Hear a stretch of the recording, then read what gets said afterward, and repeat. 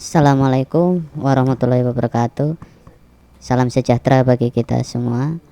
Shalom, Om Swastiastu, Namo Buddhaya, salam kebajikan. Halo Indonesiaku, apa kabar hari ini? Sehat kan ya? Sehat lah ya. Berhubung ini tepat pada tanggal 25, selamat Natal ya kepada teman-teman Indonesiaku. Natal mengajarkan kita arti kedamaian. Selamat Natal dan tahun baru teman-teman Indonesiaku. Tebarkan selalu kedamaian, kebaikan untuk semua orang. Tetap damai di hati dan damai di jiwamu. Dikutip dari Bapak Muhammad Hatta, tidak ada harta pusaka yang sama berharganya dengan kejujuran.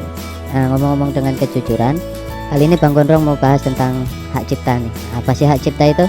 Nah, jadi secara umum hak cipta itu merupakan salah satu bagian dari kekayaan intelektual yang memiliki ruang lingkup objek dilindungi paling luas karena mencakup ilmu pengetahuan, seni dan sastra yang di dalamnya mencakup pula program komputer, perkembangan ekonomi kreatif yang menjadi salah satu andalan Indonesia dan berbagai negara, dan berkembang pesatnya teknologi, informasi dan komunikasi mengharuskan adanya pembaruan undang-undang hak cipta.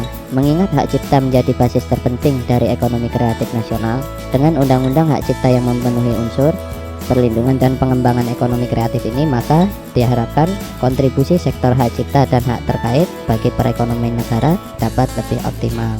Nah, jadi itu tadi pengertian umumnya hak cipta ya. Jadi hak cipta itu luas, ada ilmu pengetahuan, seni sastra, program komputer dan lain-lain ya. Nah, Bang Gondrong lanjutkan lagi ke definisi hak cipta. Jadi definisi hak cipta yang pertama, hak cipta adalah hak eksklusif pencipta yang timbul secara otomatis berdasarkan prinsip deklaratif setelah suatu ciptaan diwujudkan dalam bentuk nyata tanpa mengurangi pembatasan sesuai dengan ketentuan peraturan perundang-undangan. Nah, yang kedua, hak terkait itu adalah hak yang berkaitan dengan hak cipta yang merupakan hak eksklusif bagi pelaku pertunjukan, produser fonogram atau lembaga penyiaran. Nah, setelah kita tahu apa tadi definisi hak cipta, nah sekarang kita lanjutkan ke ciptaan yang dapat dilindungi. Jadi apa aja sih yang bisa masuk ke hak cipta itu? Jadi begini nih teman-teman Indonesia kuning. Ciptaan yang dapat dilindungi, pertama buku, program komputer, pamflet, perwajahan, karya tulis yang diterbitkan, dan semua hasil karya tulis lain. Nah, Bang Gondrong kasih contoh nih. Misalnya teman-teman Indonesia ini punya ide, kemudian dituangkan dalam bentuk ketikan, setelah diketik dicetak, setelah dicetak diterbitkan. Nah, itu termasuk dengan ciptaan yang dapat dilindungi. Nah, lanjut lagi yang kedua, ceramah, kuliah, pidato dan ciptaan lain yang sejenis dengan itu. Misalnya teman-teman Indonesia aku punya ceramah nih. Nah, ceramahnya direkam, bisa juga didaftarkan. Nah, lanjut lagi yang ketiga, alat peraga yang dibuat untuk kepentingan pendidikan dan ilmu pengetahuan. Ini bisa juga menjadi ciptaan yang dapat didaftarkan. Nah, lanjut lagi ke yang keempat, yaitu lagu atau musik dengan atau tanpa teks. Udah paham lah ya teman-teman Indonesia aku ya kalau masalah lagu atau musik ya. Nah, lanjut lagi ke yang 5, drama atau drama musikal, tari, koreografi, perwayangan dan pantomim.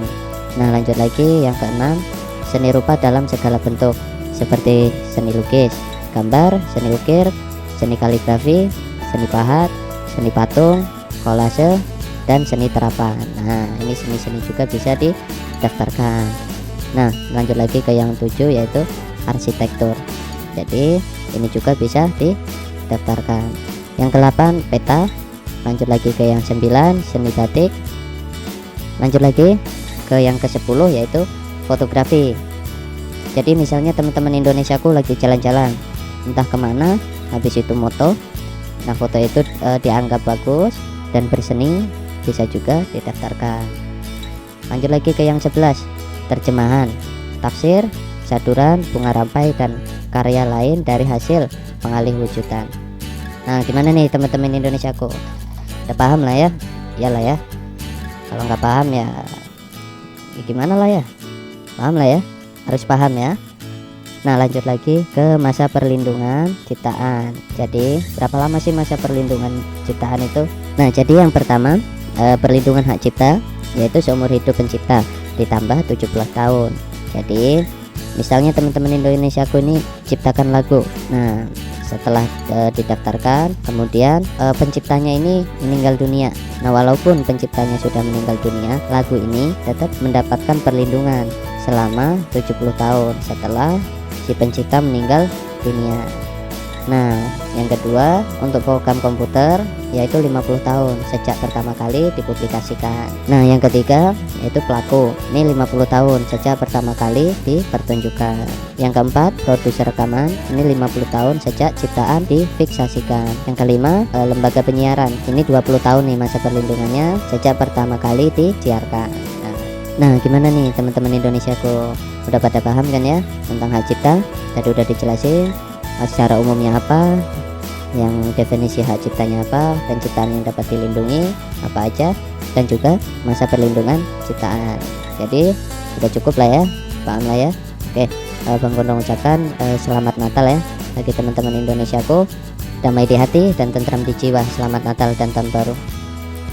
Untuk teman-teman Indonesiaku yang belum paham atau mau ada yang ditanyakan, tulis saja di kolom komentar. Jadi teman-teman Indonesiaku jangan malu untuk bertanya ya, karena malu bertanya sesat di jalan. Atau kalau mau langsung boleh WhatsApp ke nomor Bang Gondrong nih. Oke, tetap ingat, hargai hak kekayaan intelektual, stop barang palsu, beli yang asli. Terima kasih teman-teman Indonesiaku semuanya.